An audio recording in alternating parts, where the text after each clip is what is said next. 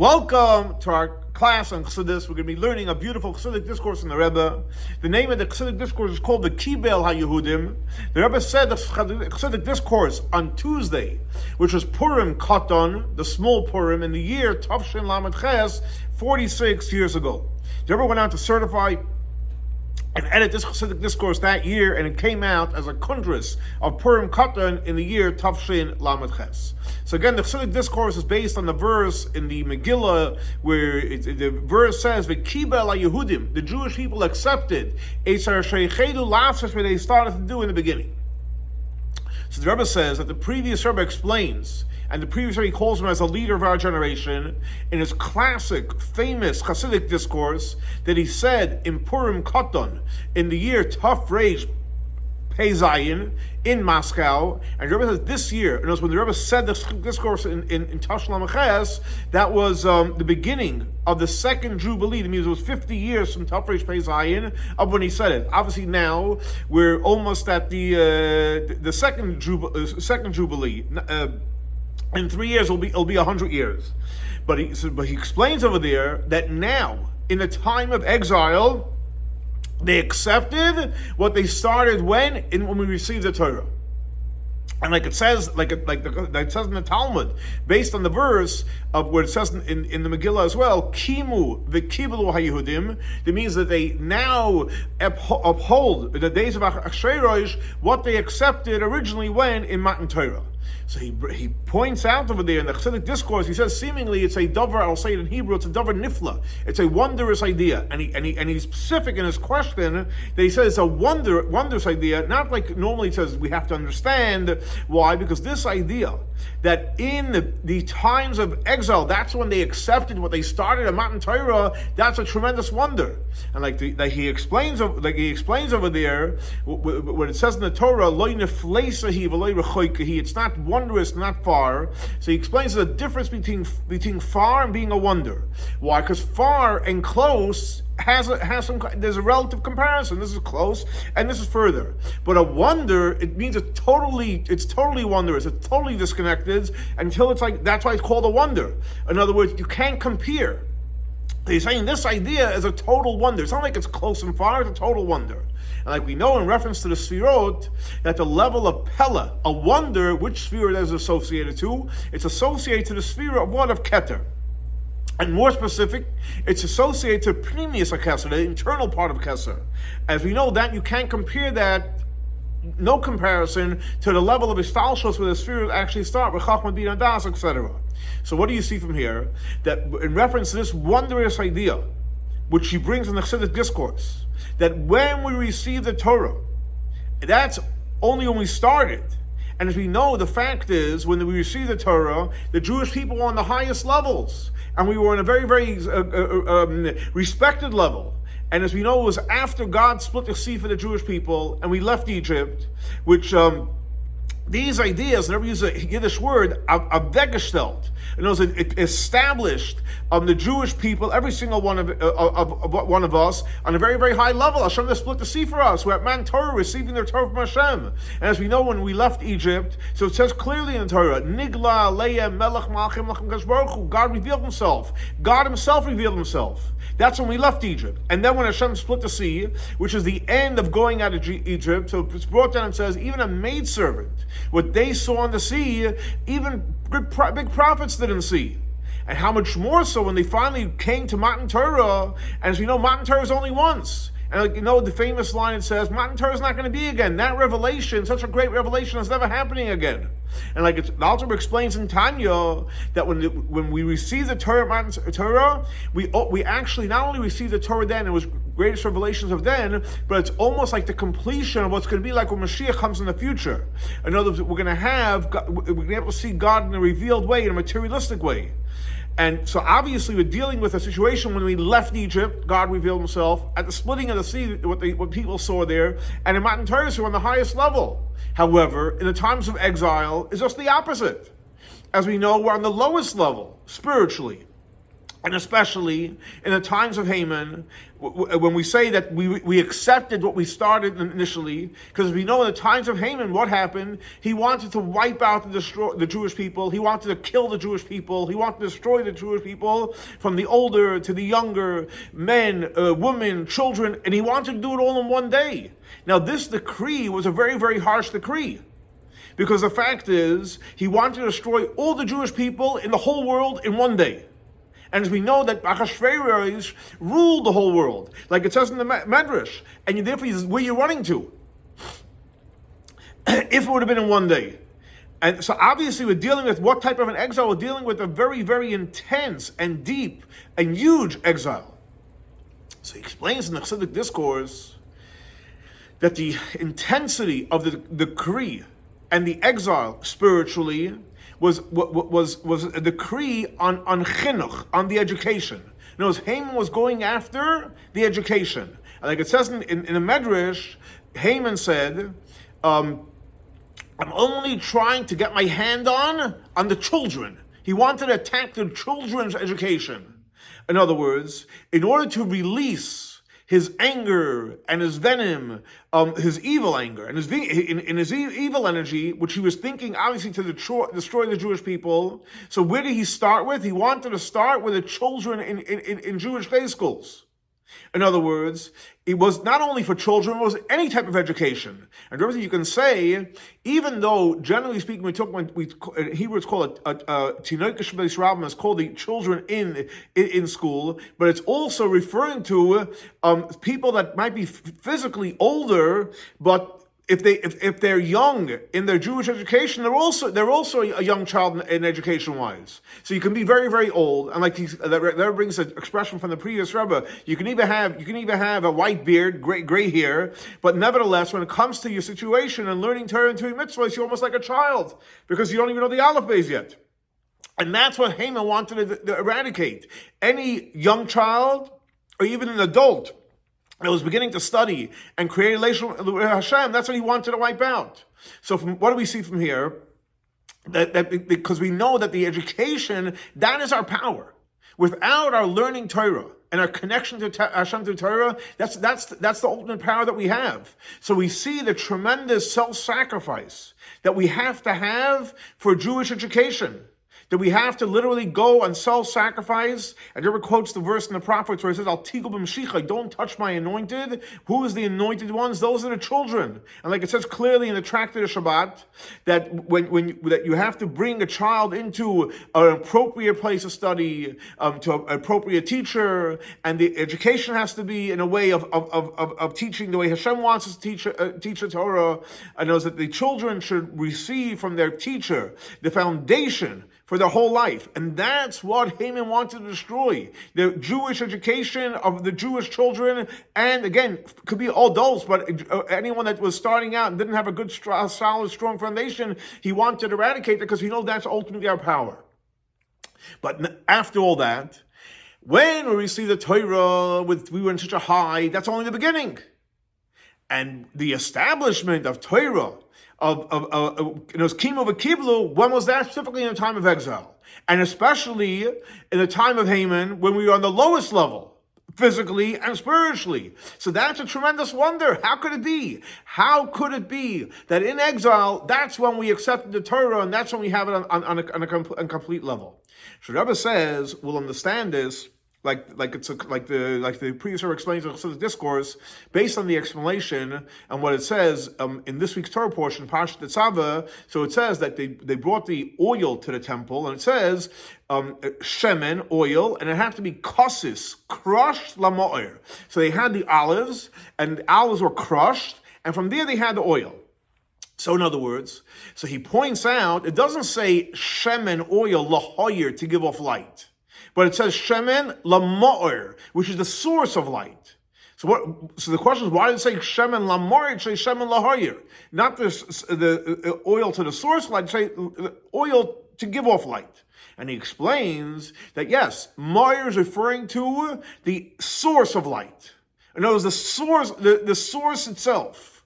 Exactly. We need oil. What kind of oil? Which is crushed to the source of itself, of the light itself, and the source of any light that comes out of it. And that's why it says specifically kasis lamoir. In other words, so first he explained what does lamoir mean, the source of light. But that's why it says kasis. What does kasis mean? That when a person is on the level of kasis, someone is crushed and someone is broken and someone's going through challenges, that means you're totally broken and suppressed. Then specifically from the challenges, specifically from the suppression, so specifically when you're broken, that's when you have the ability to reach the source of light.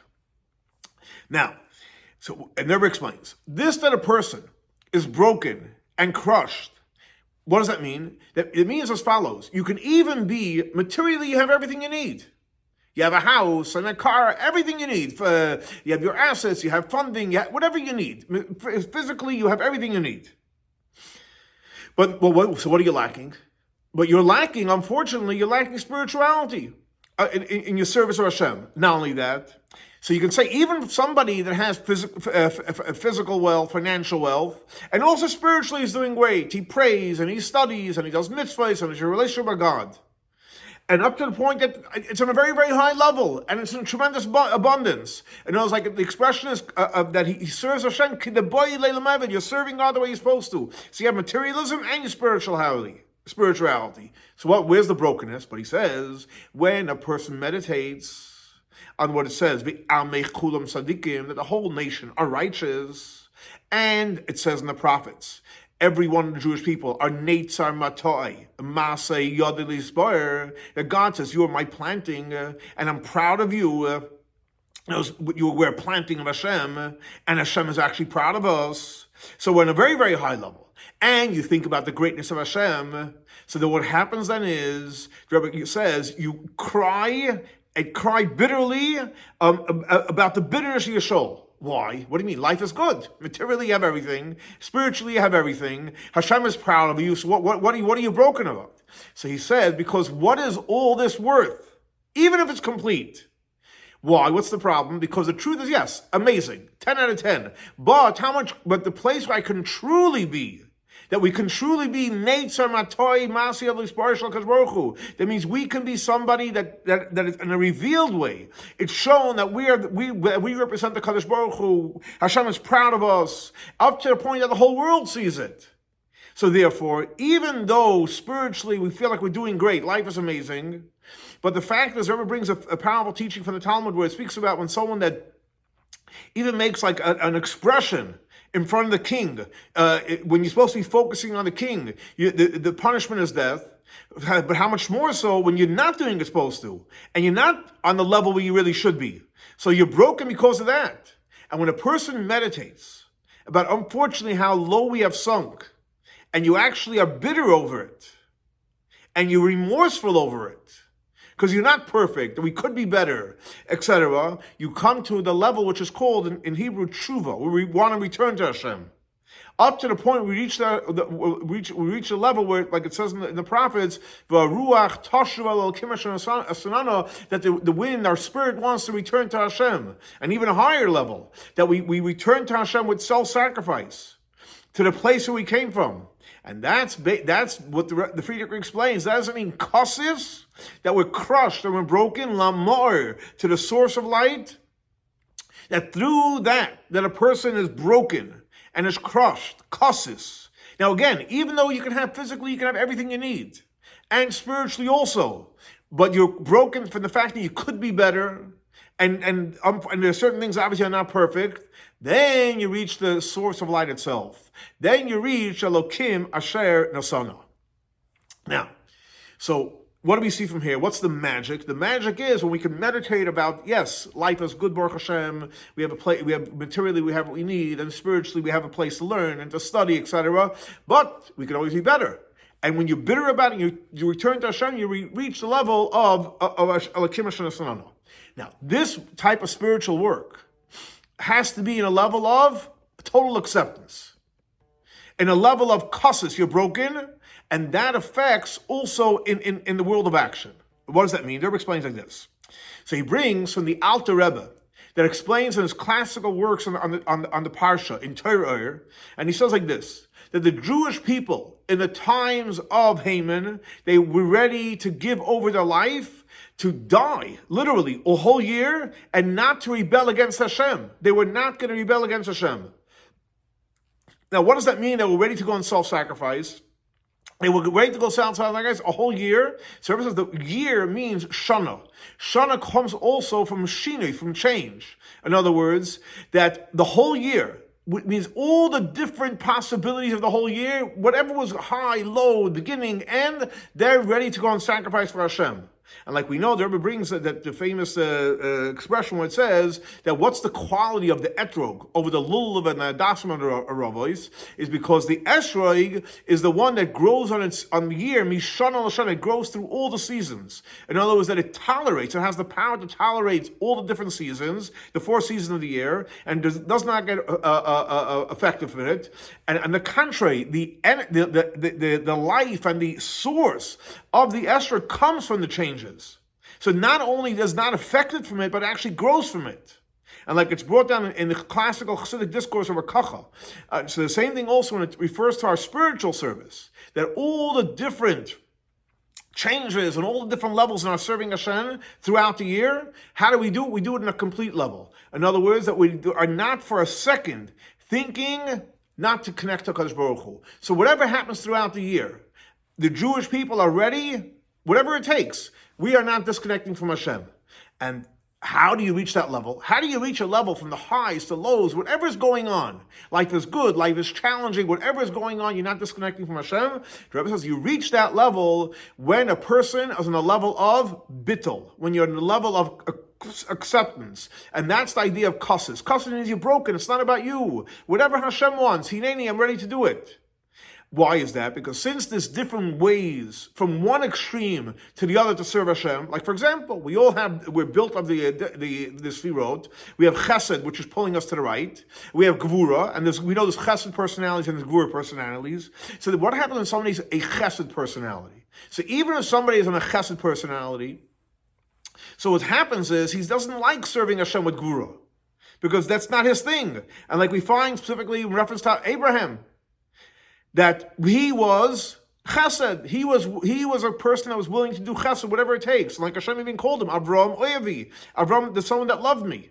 And what does it say in reference to Avram? Even though his strong suit was chesed, was ava, but nevertheless, what did Hashem say? After Yadaiti, now I know ki yirei came after you God-fearing. When did Hashem say it? When he was able to overcome this 10th test. Why? Because he had to pull in the level of gvura. Then we knew that he was complete.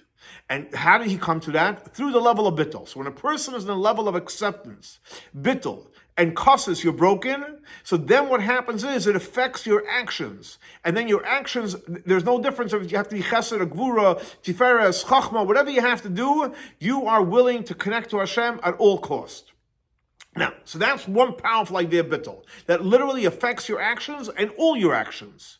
Right, left, center, top, bottom, whatever it may be.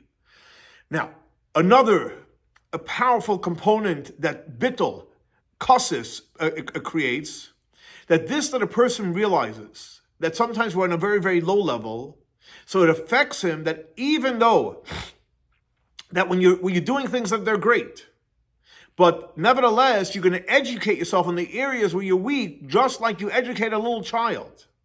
Because you realize that in certain areas, I'm a child. I just don't know how to do it. And in certain areas, I could do much better. So one of the powers of bittul is it allows you to see your flaws, specific flaws, or even a flaw because you're not in a level that you could be. So you're doing great, but you could do better. So bittul allows you to see that really I could do better.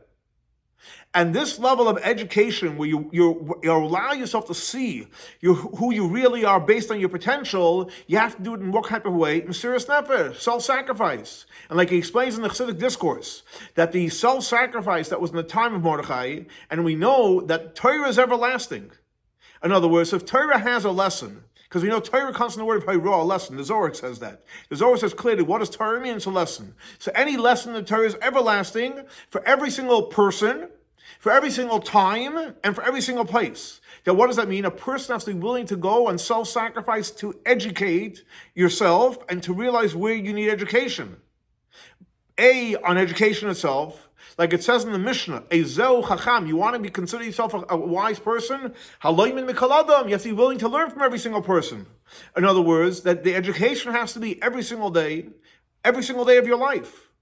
Because the fact is, every single day we have to upgrade our life. Every single day you need an upgrade. And like it says, Ma'ilem b'kodesh, even in holiness, you have to go with next level. In other words, even though it's kodesh, you're saying it's kodesh, it's holy. What does it mean, Ma'ilem b'kodesh? If it's holy, how do you go higher? And we know kodesh means like it's holy on its own right, not because of something else, but nevertheless, you still got to elevate in holiness. And kodesh is connected to the idea of chachma. That means even the level of chachma, which is the first of the spheroids, because yesterday you learned from somebody, but even in chachma you have to be elevated. Why? Because it comes a new day, so you have to do the new service of today. And you have to continue to add, to learn from every single person. And you have to grow even in the level of Chachma. In other words, every single day a person has to re-educate themselves. You have to redefine yourself. And the same, we see this also in self-understood from the teaching of the Baal Shem Tov, a famous teaching of the Baal Shem Tov, that what does the Baal Shem Tov say? That anything that a Jew sees or hears, you have to learn something. And the Rebbe says in Yiddish, der Zen, you have to see it. You have to see it means you have to learn something what you're seeing. And der Herren, you have to hear and learn something what you're hearing. And what do you have to hear and what do you have to see? What is the lesson in me serving Hashem? In other words, everything that I see and anything that I hear, I have to educate myself. What am I learning from this? And how much more so that you have to go and self-sacrifice to educating children literally. And the Rebbe says, and specifically, there's an obligation on the youngsters, boys and girls, and like the previous Rebbe adds in the letter in reference to this discourse, that the time says that every single one of the youngsters, men and children, not only in their own personal life, but they have to be strong in observing the mitzvot. With all the upgrades that you can do to them, and so that's for yourself, but also through that to be a dugma chaya, to be someone that people should look up to. But even more that, and that's the main thing, the Rebbe says to make an environment, to create an energy of people that are learning Torah and observing the mitzvahs, until people see in a revealed way that these are neitzar matoi. This is the planting of Hashem that Hashem is happy with. And General Rebbe says this obligation is on every single person, because the fact is we're all youngsters, whether male or female. Like it says, every single day we have to become like a new person. Therefore we're new, we have renewed energy, we have young energy, we have an obligation to transform ourselves and to transform the people around us. Now, through educating the youngsters, so then we will have what it says in the verse, that through youngsters we'll establish the strength, to destroy the enemy and those who want to take revenge. And like it says in the Chassidic discourse, that there's two types. There's the oyev, there's the enemy. What's an enemy? That's a revealed enemy. And then there's the one who wants to take revenge. He's the hidden enemy. And he's the one that makes all these techniques. What does that mean practically? So the Rebbe brings what Yaakov said that he took Miyad HaAmori from the Amorites, B'charbi, with his sword, and B'kashti with his bow. What's the difference between a sword and a bow, practically? That the sword kills somebody that's close to you. And the bow, on the other hand, can attack your enemy that's further away. In other words, what does that mean spiritually of the enemy that's close? It's referring to the grossness of the human being, that a person knows that it's no good. It's the revealed enemy that you have. And what's the enemy from far? It's referring to all the refined activity that you don't know necessarily about. But we have to get rid of the enemy that's the revealed and the enemy that's concealed. How do you do that? Through Charbi and Kashti, and like he explains in the Chassidic discourses at length about the five different types of ammunition that speaks about in the Mishnah Shabbat, all the spiritual types of it. Now, so here, what do we see from here? We have tremendous responsibility. We have to go ahead and get rid of the enemy, and we have to grow in our life, and we have to inspire people to grow in our life. Where do we have the power to do this? And where does it come from? So the Rebbe says the power we get from is through Moshe Rabbeinu. And like it says in the Chassidic discourse, where the verse says, "V'ata tetzava es bnei Yisrael," you're going to command the Jewish people. Now, what does tetzava mean? It means to tzafsa v'chibur. It's about creating a connection. And who's it referring to? Like literally in the verse, it's referring to Moshe Rabbeinu. And we know that Moshe Rabbeinu's extension is in every single generation.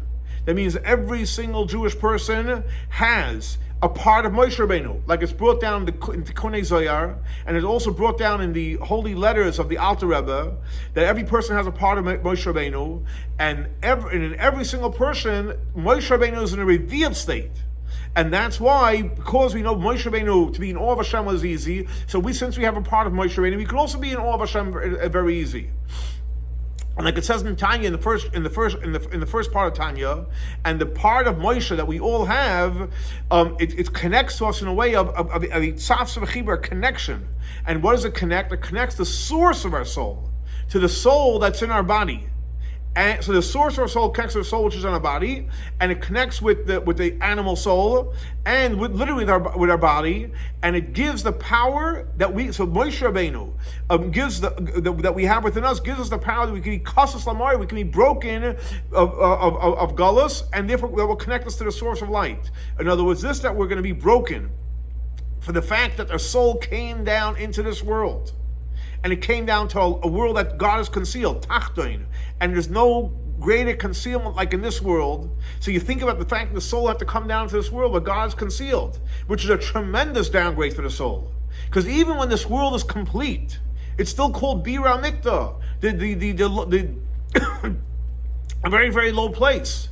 So what do we see from here? The mere fact that the soul came down to this world, into the body, into such a low spiritual place, that's a reason to be cautious. And because of this downgrade, even though, Baruch Hashem, you have materialism and you have spirituality, but so what? Who cares? The fact is, before the soul came down to this world, it was in heaven. Didn't have to deal with any of this concealment of the world. And the soul, and with the soul is the only son of Hashem. And like it's explained, the analogy in the classic Chassidic discourse of ''tשל above. So from this, the fact that we're kusses, we're broken, that the soul had to come down to this world. In heaven it was great. It has to come down with all the concealment, and when you're broken about that, that will get you to the Mari, that will get you to the source of light, and that will get you to the source of light itself. So based on that, Rebbe explains, now we'll understand why the verse says, וקבל היהודים, that the Jewish people accepted what they started in Matan Torah. In other words, even though, like we learned before, Matan Torah were on the highest level, and everything we had then, and everything was given them. But then it was only the beginning. Why? Because on Matan Torah, even though we were on the highest level, we left Egypt, miracles, Mount Sinai. But it's called in Kabbalah, milmaila lamata. It was all a gift from Hashem. Milmaila, from above, down below. We just received the gift. But afterwards, when we do our spiritual work in exile, in the times of Mordechai and Esther, and when the intensity of exile, the darkness, the double darkness, and literally it was so dark. So then what happens when you're serving Hashem? It's not milmaila lamata. Then it's you. Then it's tachtoinim. Then it's us doing the work. Then it's וקבל היהודים. Now I'm accepting it. And that we didn't have in Matan Torah. So as great as Matan Torah was, it wasn't us, it was a gift. Now it's us. Not only that, the Rebbe says that this work, the time of exile, has an upgrade over the receiving the Torah, Matan Torah. Why? Because specifically in exile, we have the establishment and the acceptance of Torah that we received in Matan Torah, which again it was only the beginning, because only now in Golus, and like literally, when you meditate, that after all the things that we accomplished through our work, and even again how as great as it is, but the fact that we're still in exile on a spiritual level, and the reason why we're successful is because Hashem helped us to get to the next level. Like it says, Yogatu Matzos, when we work hard, we reach the next level. So therefore, based on the effort, that's how we reach. But what happens in Golus is everyone is broken and crushed. And through the be broken and crushed, that's how we reach the source of light itself. And Rebbe says he'd like to connect this in what we just learned about the tremendous value of the work that we do. The work that we do, specifically the work that we do, that's what creates the establishment, what we started in the beginning. And he wants to connect it with what we learned something in this week's Torah portion. And specifically, what we learned this week in the Torah portion on the third day, on Tuesday, we know on Tuesday it says twice in the Torah, kitos, twice it was good, which means it was good for the heaven and good for the earth. And as we know, we learned the chitas every single day based on the establishment of the previous Rebbe to learn every single day of the day of the week, a section of the Torah portion of that week. Sunday Rishon and the Monday Sheni, etc. So, and like it's explained in the Chassidic discourses, and especially in the teachings of the Chassidic discourse of the Rebbe Rashab of before 60 years when the Rebbe said this. Obviously, we now deal many years later, and he says in this week's Torah portion it says as follows: V'ato, and now Moshe Rabbeinu says to Hashem, Imno. Motzasi chen beinecha, if I found favor in your eyes, leman emtza chen beinecha, so that I should find favor in your eyes. Ki motzasi chen beinecha, because I found favor in your eyes. Ki motzasa chen beina, you found favor in my eyes. Now, so he mentions this interesting word of chen, favor 4 times, and through that we're going to have v'neflinu, we're going to be totally elevated from amongst all the nations of the world. It means, like we learned before, the expression of a wonder. Shabbat asked the question: what is this whole idea of chen? That Moshe Rabbeinu is asking Hashem, he's beseeching Hashem, and that was his ultimate purpose of his request. What did he want? He wanted chen. And through this powerful ingredient of chen, that's how that's how we're going to look totally different in a whole different level from everything in the world. But the Rebbe says, 1 second, Moshe Rabbeinu is asking for chen. The fact is, what does it say in the prophets? Sheker ha-chen. Chen is false. And why is that? Because chen, what does chen mean? It's grace, it's a gift from Hashem, and in Kabbalah it's called Mesirusa Leila, it's a gift from Hashem. And we know that there's a tremendous quality, what comes specifically, like we just learned, through Yisroel Tata doing our work.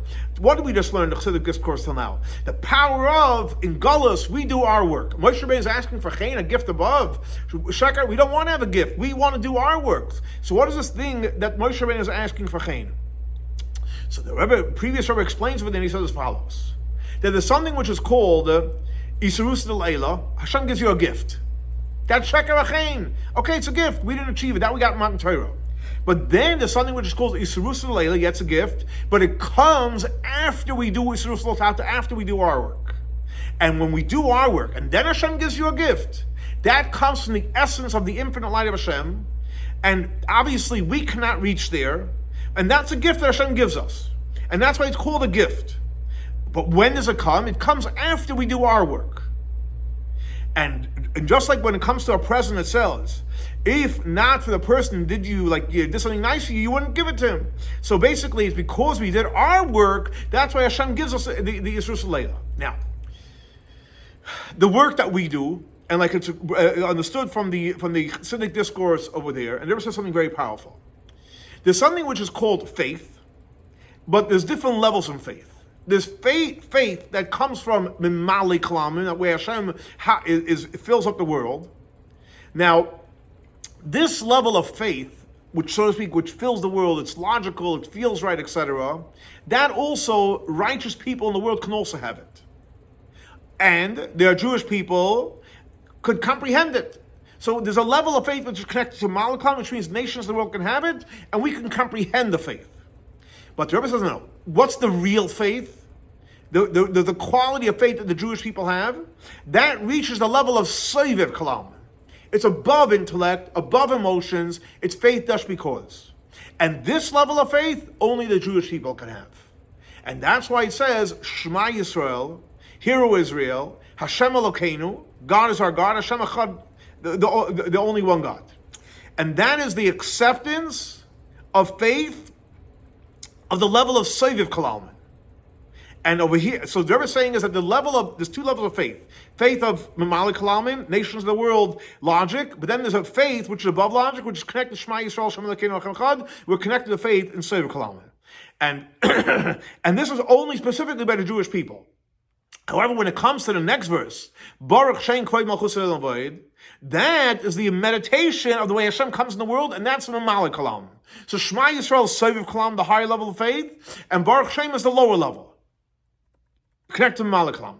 And that's why it says in the Zohar, something very powerful, that you take the word Shema, so the last letter in Shema is an ayin, and that's big.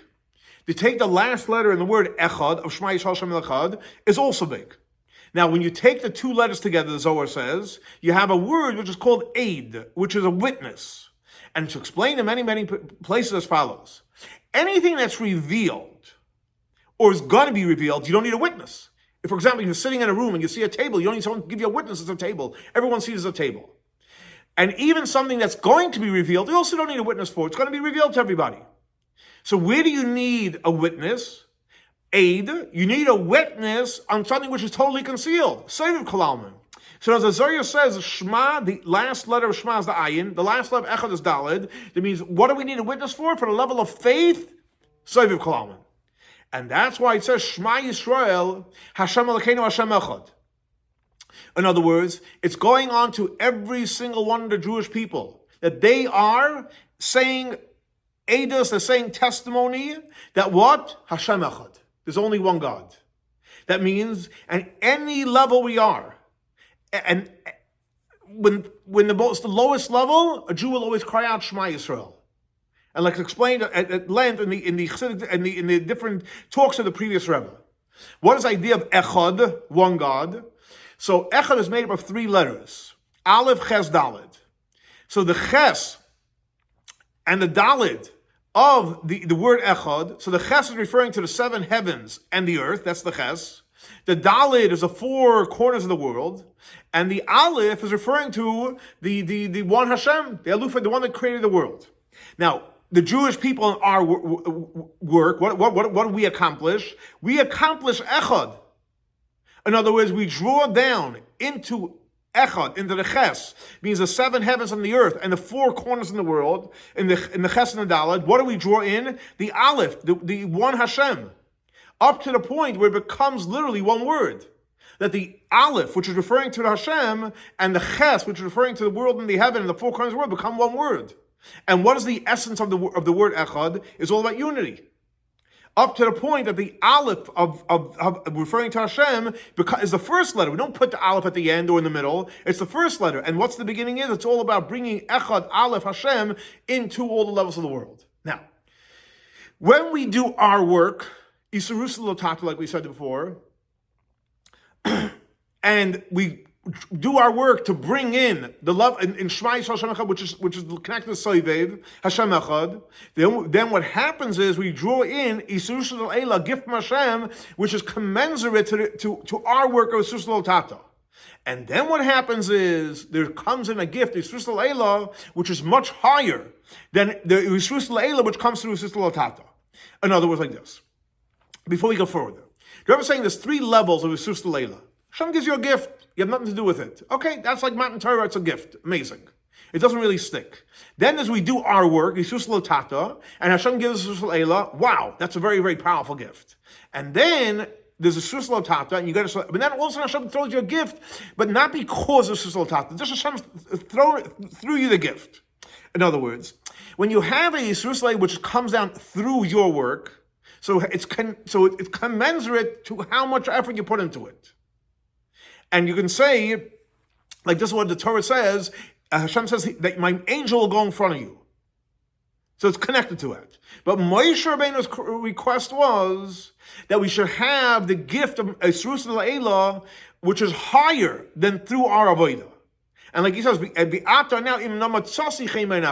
Hashem finds favor, an idea of grace, up to the point it's going to be such a gift that we're going to be totally distinct and separate, which is referring to what level? It's referring to the sphere of Kesser, or like we said before, Pnimius Kesser, the internal part of Kesser, up to the point where that's what's going to be noticed is the essence of the infinite part of Hashem.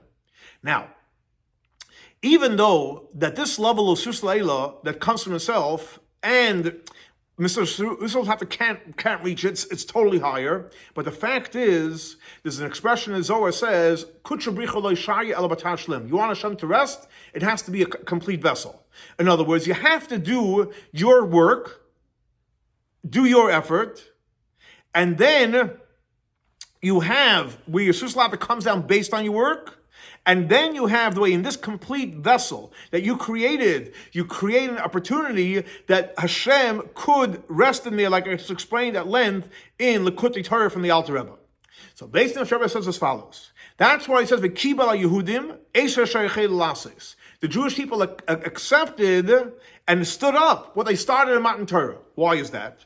Because through the fact that they went on self-sacrifice in the times of exile, in the times of Mordechai and Esther, what they accomplished was the establishment of Torah, of Matan Torah. And the same thing also in every year. When we know history repeats itself every year, everything comes down again, just like it came down the first time. And like we know the powerful teaching of the Baal Shem Tov, that someone that reads Megillah backwards, you don't fulfill your obligation. What does that mean? When you read the Megillah in a way that it's backwards, it means it's a story of the past. You didn't fulfill your obligation. Because the Megillah, the story of the Megillah has teachings and lessons for every one of us, in every place, and in every time, and in every single person.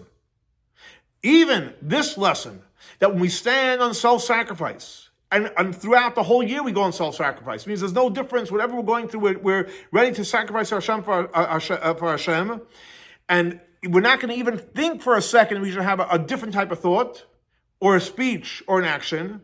And when a person goes on this level of Mesiras Nefesh, what we accomplish is that for the Jewish people, I'll say it in Hebrew, like Yehudim, Haisa, Eira, V'simcha, V'sasim, Yikar.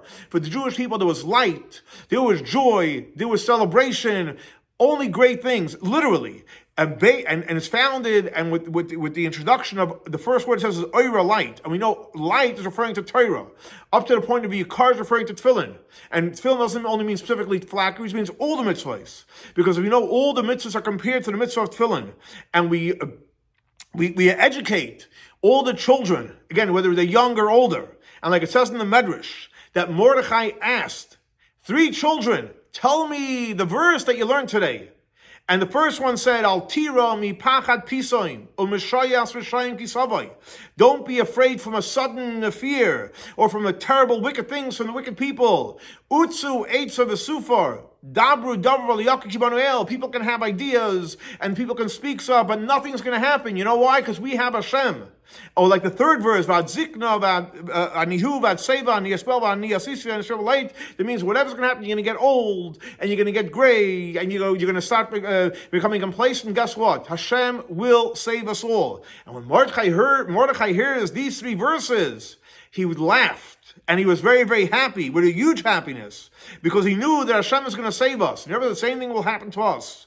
That every single one of us is going to do our work with light, like we mentioned before, it's Torah, with simcha, with joy, with sasa, vikar, and tefillin, all the mitzvahs. And like all the different commentaries explain what the different levels are, which is included, the idea of Torah, and then for sure Hashem will fulfill the promise, like it says in the Torah, you're going to have rain in its right time, and all the blessings that it says in the parsha. That's going to be light, and joy, and happiness in a literal level. And we connect the redemption to the redemption, from the redemption of Purim to the ultimate redemption, through Mashiach Tzidkenu. That even though for a moment we're still, unfortunately, the servants of Achashverosh, but very, very soon, and in our generations, Mashiach is going to come, and he's going to take us out, and he's going to redeem us, and he's going to take us to Eretz HaKodesh. And like the Rebbe finishes off so beautifully and powerfully, Bimheira v'yameinu mamash, quickly in our days, literally. So here we have another powerful, beautiful Chassidic discourse of the Rebbe, the power of us doing our avodah, and unfortunately sometimes being crushed, but the fact is through being crushed, we reach the ultimate light, and like the Rebbe finishes off with all the powerful blessings that we're going to have, the coming of Mashiach, and God willing, our next class will be in Yerushalayim, Ira Kodesh. Have a great and blessed week. Shavua Tov.